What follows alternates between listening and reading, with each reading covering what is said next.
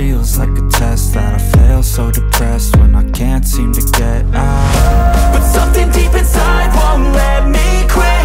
I swear that I'm inspired by all this shit.